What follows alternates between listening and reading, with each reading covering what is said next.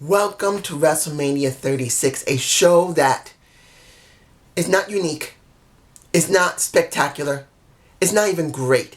It is so freaking bad, it makes you want to riot. I might use that title. That's just me. Let's put it in perspective. But I'm so angry. I'm still sick, guys. I still have a cold. No major fever, just sick. And this doesn't make my cold any better. It makes me angry. How bad they booked this show. And I know people want to say the cinematics at the very end of the show and the beginning of the show were the most greatest quality. No. Everything from the bottom to the top sucked. Bad. And this is coming from someone who hasn't seen the product in a while. Yes. I ain't gonna lie about it. I've not been majorly watching the product a lot. I've been turned off as it is. But I'm the type of person that gives it a fair shot. I tell you how it is, and I'm honest about it. I'm not going to say, well, I hate the WWE because I hate it.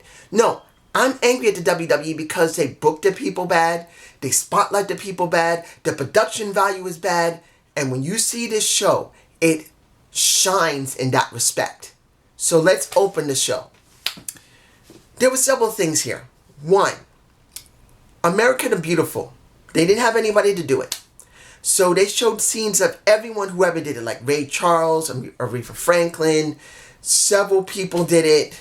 Boy, I don't know if Boyz II Men did it. I can't remember. It's been so many years. I don't keep up with all the people who sang because they're not the people I care about. Not because I don't like singers, but because it's not the focus of me. I want to see the wrestling. I want to see the spectacle. I want to see the storytelling. So they just reuse scenes from any of the WrestleManias they thought was necessary. Like Mariah Carey is on there. And I don't remember if, I think Flo Rida was on there one time. They just showed different scenes of people singing. Fine. It's understandable. Kickoff show. Didn't really care that much. I just watched to see if there was a match. And there was. Gulad versus Cesaro, and Gulad loses to Cesaro. What was the point of him winning against Nakamura? That's just me. You guys tell me below. Mojo Rawley comes out with Grabowski. No problem. I didn't have a problem with Grabowski and Mojo Rawley. In fact, later in the night, Mojo Rawley wins the 24/7 championship from R-Truth. Which means anything? No. Look, I still love R-Truth. I think he is so charismatic. He can do anything. If either he chooses or if the WWE chooses to really push him prominently. But I just don't see him doing it. Not anymore. They just leave him as a joke. But that's just me. You guys tell me below. First thing I'm going to talk about. Alexa Bliss and Nikki Cross versus Kabuki Warriors. I'm going to be honest here. I'm not going to take my time with all of these. I'm just going to blow through them. The match, okay, I guess. And I didn't expect them not to win, which is Bliss and Cross. I'm not surprised. What I was surprised was the next match. And understand, there's been almost no build with this match. And I had no care about this match. But for storytelling, if you're supposed to tell a story of last week on SmackDown that Baron Corbin threw Elias off a parapet 15 feet and he's not supposed to be functional, you now have this match where he's supposed to basically say, he's not here, they show us a scene, just count me out and that's to the ref. And what do you get? You don't get him limping, you don't see him all messed up, you just see him with a tape on his shoulder, and that is Elias, and he wins. What is the point? What was the point of all that? A feel-good moment for what? It was garbage. And just the hits just kept coming. The match that I expected a different outcome, that should have been a different outcome. You know why? It's very simple. Guys, we're in a situation where we don't know if Raw, SmackDown is going to keep running after WrestleMania. We understand this. But instead of leaving us on a cliffhanger with the WWE, we don't know if they did a couple of more episodes. There's possibly they have not, or they have. But what they should have done was leave us on a cliffhanger. Give us something different to do. And then when they couldn't do any more work, it would have been fine. But no. Shayna Baszler versus Becky Lynch. And understand, if you've seen my reviews of how Becky Lynch has been dealing with Shayna Baszler, I have felt no belief that she couldn't win, and Shayna was the underdog 100%. The Queen of Spades, and I'm not calling it the cage fighter, the Queen of Spades felt like nothing. And guess what? She loses. Here she is in my face, if I got that shot. She loses to a Becky Lynch. She's also in my face. Honestly, nothing felt interesting here. Nothing mattered here. I knew when it came to Becky, there was no reason to care because Becky didn't even try to sell the story. She gets bit in the back of the neck. She doesn't act afraid. She doesn't act wary. She doesn't act like anything other than the man. And that was her flaw. She should have acted afraid a little bit. She should have been more jumpy around people. Hell, she could have been jumpy around Seth Rollins, her man. Nope. She didn't seem to be different, and it didn't matter. Next, we had another match that was beyond stupid. And that is Daniel Bryan versus the, what was it called? The Artistic Collective. I can't remember the name. But it's not the point. You should have let a Daniel Bryan win the IC title. And the cliffhanger against Sami Zayn. Nope. Sami Zayn running around, being scared. Shinsuke Nakamura and Cesaro getting laid out by Gulak for a couple of minutes. Then come back, nail Gulak, and in the end, you have a Kaluma kick because Daniel Bryan jumps off the top turnbuckle to attack him. He gets Kaluma kicked in the face and he loses. I believe I have even a shot of him in my face. If I don't have these shots, I'm sorry. And just, I'm hoping I'm feeling well enough I can't edit this and put the images in because I'm still sick. But honestly, guys, this was even worse than Shayna Baszler and Becky Lynch. There, I knew 100% Becky wasn't going to job. Here, I expected Sami to job because it was the wisest thing to do and they didn't do it. And here's another match that was the best match of the night. Kofi versus Jimmy versus John Morrison for the SmackDown Tag Team titles. Now, I've heard, I don't know if it's true, that The Miz came in sick on purpose, or he could have been sick when he was there. It's still a possibility that he was sick when he was there. People said he has backroom heat. Honestly, if that was true, why would he be allowed to keep the titles with John Morrison? So I don't buy it. He probably came in, didn't know he was sick, and then got sick. Flat out. That's it. Probably didn't really realize it. So when it comes down to it, this was the best match of the night. Just was. And I'm not saying it was the greatest match I've ever seen on a WrestleMania, but it was the best match of the night you could have. And John Morrison wins due to the fact that all three of them climbed up on 3 ladders. John grabs the titles in his hands. He gets headbutted by both Kofi and Jimmy, and he pulls the titles off and lands on a ladder. I don't think I have that shot, but I have a shot of him. He's in my face. He's holding both titles. I didn't even know how to feel in this situation. Not because if The Miz does have backroom heat or not. It's that, honestly, it doesn't really matter. We have seen the Usos hold the titles a whole bunch of times. We've seen New Day hold the titles a whole bunch of times.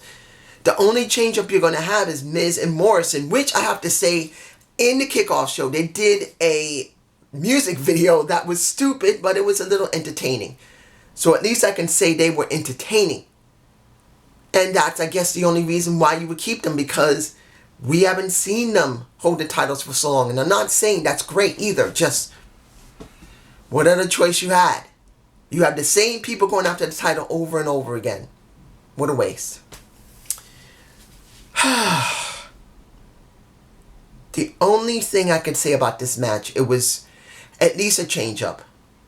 Seth versus a I'm not going to lie, because I am sick, I have a tendency to fall asleep a couple of times. And during the Seth and Kevin Owens match, I did fall asleep once for maybe about 5 minutes. I did. It wasn't that it was a bad match. It's just I'm sick. So I don't have a 100-degree fever, but I have something like 99.2 to 99.6 to 99.1 to 99. It keeps jumping.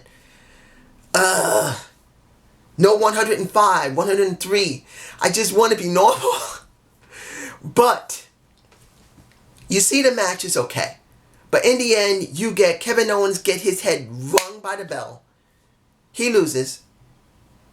And you would think, oh, Kevin Owens wins by DQ. Fine. No, it's not over. Kevin Owens demands another match as a DQ match. He gets the match and he still wins. Now, I'm not saying it's a bad thing. He needed to win. But let's be 100% honest here. Wouldn't it have been better? Wouldn't it have been better if it had been a little cinematic? It should have been a little cinematic. Or better yet, it should have been a stipulation from the very beginning of a no DQ match, because he should have realized that this was going to happen. There should have been a stip in the very beginning of the match instead of having a regular match and then having a stipulation or a special match. It should have just been from the very beginning, no DQ match. Or non-sanctioned match. Something. But this is what you get. The match that was so garbage. So garbage. Oh, so garbage. Braun versus Braun. In other words, Braun Strowman versus Goldberg. I saw nothing good here. 4 spears from Goldberg. 4 power slams and 3 power slams and 1 running power slam. Braun Strowman, who I understand has insulted the wrestling community for his actions, stating look, I didn't state anything before because I felt I shouldn't say anything. But to be honest, I have to say something. What Braun said about what Evil Uno from AEW trying to convince people, look, there are wrestlers out there who can't work right now. Can you donate something to them? He gets stupid and says, why don't you go work? If this isn't the right thing for you, go work if you're not getting work.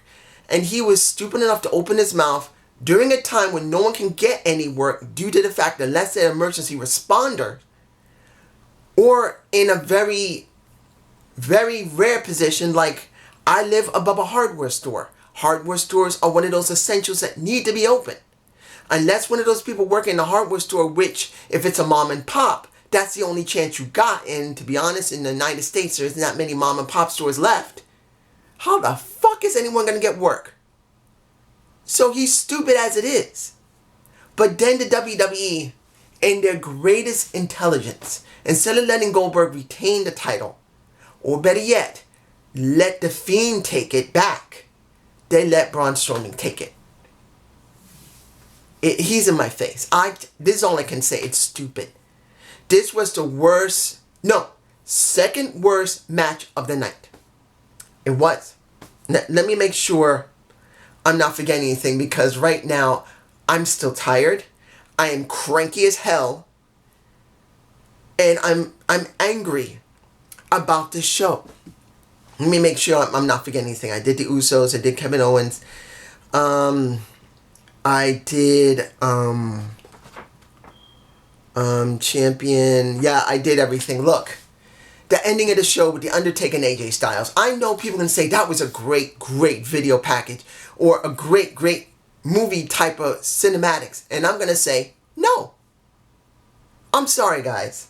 I'm sure there are going to be people who say that the cinematics in the very opening of the show, where they were trying to hype this up, saying that people are in the WWE are like gladiators, they're like pirates, they're like the adventure. That was not bad in the beginning. It wasn't great, but it wasn't bad. As you can see, Becky Lynch in my face holding an axe. But when you look at Undertaker and AJ Styles, they were stupid. You know why? Think back when the New Day went up against the Wyatt family. Similar situation. Similar type of smoke. Look at what happened with Bray Wyatt versus Randy Orton in a house. Similar situation. Kind of a darkish thing, but at least they knew how to shoot the cameras pretty well. Here, no. You could not make out who was The Undertaker, who was AJ Styles, who was Carl Anderson in some case. If it wasn't for the fact they were on the floor or the roof, you couldn't make them out. They messed up big time. They should never use smoke. They should have had better lighting. And they should have had people who understood when you want to do reality camera work. In other words, if you're going to do like Battle for New York. No, not Battle for New York. Battle for Los Angeles. I'm sorry. I do love Battle for Los Angeles. That's one of my most favorite movies. Battleship, that's similar. It wasn't that great. But Battle for Los Angeles, I think, is one of the best that shows a reality type, a squad filming. But they made sure that when they're filming, they make sure they take in the environment enough. They make sure they zoom in on the people enough or groups of people. Here, they didn't even zoom in on The Undertaker properly. They didn't zoom in on AJ Styles properly. They had way too much smoke. They did not have enough lighting. You had one point, AJ Styles go run at The Undertaker. American Badass Undertaker, where I know, like, the Select Daddy's not going to like it. I've never been too bad about the American Badass. I could take him or leave him. But the point is, you wanted to show him get run through the wall. And you had almost no lights there. So you couldn't even see the Undertaker get thrown through the wall onto the ground. And then when you do show it, you show such a close-up that you cannot see either one of them properly. It is so bad, the cinematography here. Understand, this is from someone who has to learn how to use a camera. One, like this, because of the wrestling reviews I do. The second, if you guys know, I have a secondary channel where I do animation. Where I do dance animation. It's not like the greatest stuff I've ever produced or anywhere in the world to produce. But I had to learn about how to position the camera so I can make sure I get the most out of the shot. That's what cinematographers have to understand. You, as a cinematographer, have to understand when you're doing a shot, like a director or producer or even executive producer, if they're on site as well with the director and the cameraman, they have to look at how this is going. And they have to really study it for a little bit, even if it takes them a couple of minutes, to get the right shot, to get the right lighting, to get the right position, to get the right smoke. And they didn't do any of that. Now, maybe they were in time constraint. But if you're in a time constraint, why are you doing this? They should have postponed it like the main... Calm down. The main roster wanted to wait. Postpone this until another time. Vince did not want to do it. He sent those people out at night with people probably who didn't know how to do it, or they were in such short amount of time, did it so half-assed, so sloppy, you couldn't even see into the pit properly. There was almost no lighting. Yeah, there were certain times when light was good. Overexposure was done. Instead of controlling exposure with the cameras, you got guys that have more than 20 years of understanding how to shoot wrestling, supposedly. And the minute they get in this situation, they fall apart. This shows you how bad the WWE is. This shows you how bad the situation was. This show was so bad, it makes you want to freaking riot. Or makes you riot. This show was awful. It was. This is a piece of shit. There was only one thing here that had some redeeming quality, and that was the ladder match. It was the best thing there when it shouldn't have been 3 guys, it should have been 6. But The Miz wasn't there, that's all they had. And the worst thing about this is they didn't even state why The Miz wasn't there. They didn't state anything about Roman Reigns not being there. They didn't state none of it, unless I missed it. If I fell asleep, I didn't see them say why Roman Reigns wasn't there. I didn't see them say why The Miz wasn't there. They just went with it, which made it worse. Instead of being a little honest to the crowd, they made them look stupid. But this is just me. Have a good day. Have a good night and watch for my day 2 of which I hope is better than this piece of shit. Peace.